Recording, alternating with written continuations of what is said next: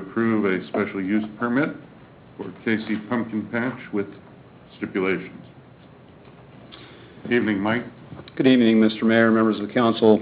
Staff's recommending that you adopt a resolution that approves a special use permit for KC Pumpkin Patch with the stipulations as stated in the resolution. As stated in the council action form, the council is on the record as approving the KC Pumpkin Patch special use permit. However, there was an omission in the council action form. We did not attach a resolution, and that's something we should have done. And so this is really just solidifying that decision and making sure that procedurally we're where it needs to be. Okay. Kim, do we have a resolution number? It's 1896. 1896. At this time, if there's a member of the public that would like to make comment about new business item number 6, would open the floor to you. With no one coming forward, questions for Mike?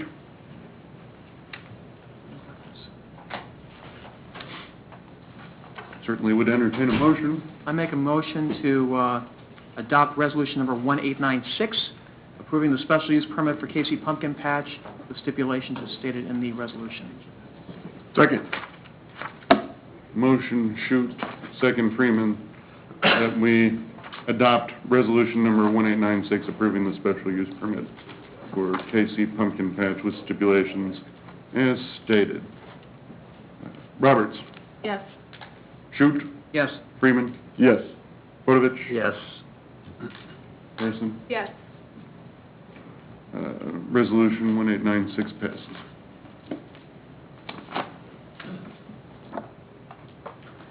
New business item number 7, consider adopting a resolution.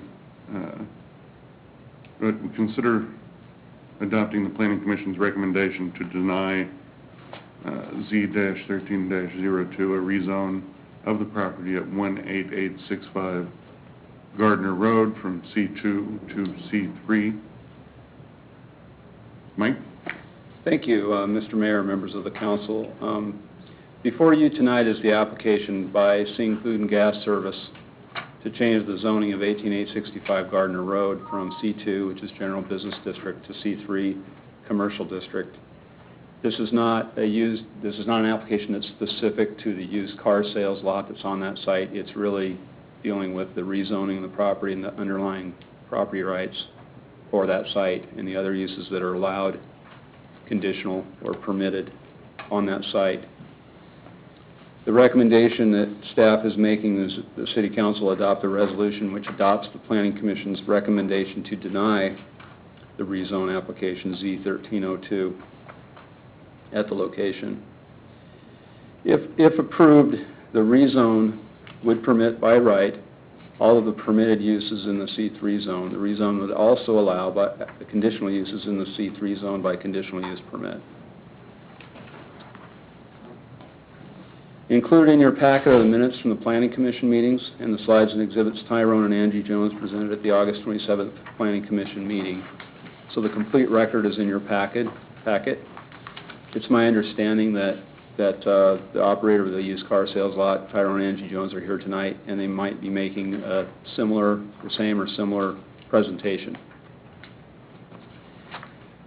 The Planning Commission held their first public hearing on the rezone on April 23rd. At the April meeting, 3 individuals spoke in support of the rezone.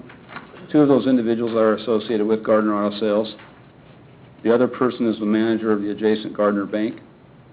2 people at the meeting spoke in opposition to the rezone: the owner of the adjacent property to the east and the south, and a resident of Aspen Creek subdivision, which is located to the north of the site.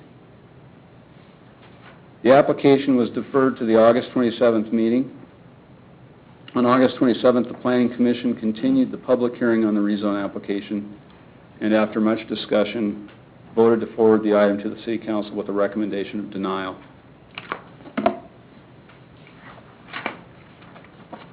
Here is a vicinity map that shows the current zoning of the lands on the east side of Gardner Road, which are Zone C2. Everything in the photo, or excuse me, in the aerial on the east side of Gardner Road is Zone C2.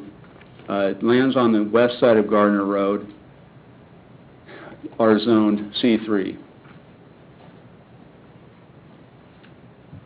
These are the property conditions. As you can see, the property in question has the convenience store, gas station, and liquor store on it. It is just immediately and adjoining south of the bank property. These are just some photos that were taken before the leaves came on the trees back in early spring. Actually, it wasn't that early.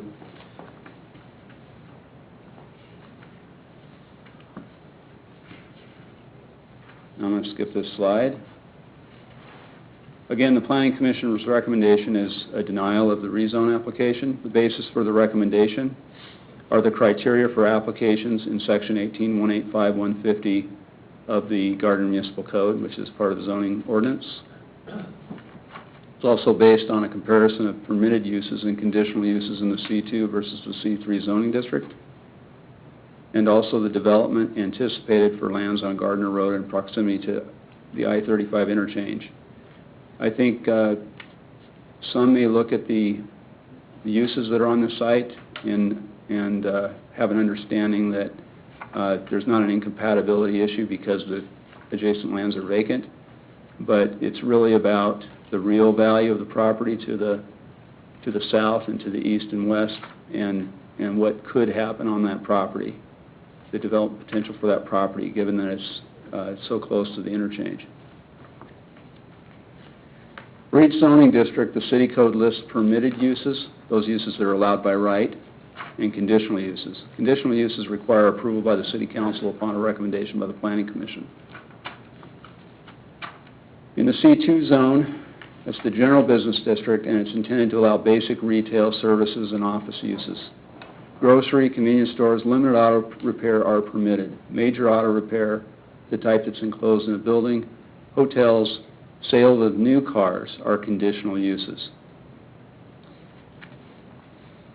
By comparison, in the C3 district, it's a commercial district that's intended to provide locations for uses as a convenience, quote, to the traveler or require a location on a highway or arterial.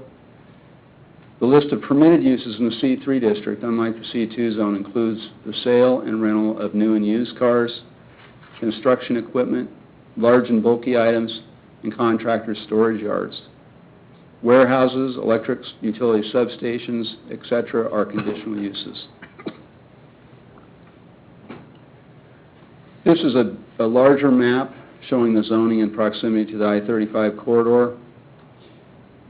If you can try to see where 188th Street intersects with Gardner Road, the subject property is approximately 100 or 200 feet south of where it intersects with Gardner Road. So it gives you an idea of the type of zoning that's in the larger area, and also the site's proximity to the interchange. This is just an aerial photo shown at the same scale.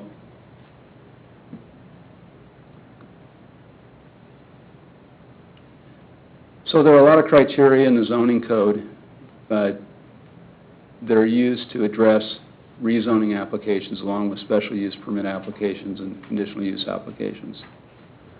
The Planning Commission, the governing body, may give consideration to these criteria to the extent that they are pertinent. So in other words, it's not necessary in order to base the decision that all the criteria are met or not met. To the extent that the criteria within this range of criteria are pertinent or important, those are the criteria you should consider or you should base your decision on. What I've tried to do with this slide is show you that in our analysis of it, we tried to be balanced and fair about how we evaluated the project relative to these criteria. The first one, its consistency with the community development plan and the other adopted policies. It possibly meets that. Consider, however, that the community development plan is really something that's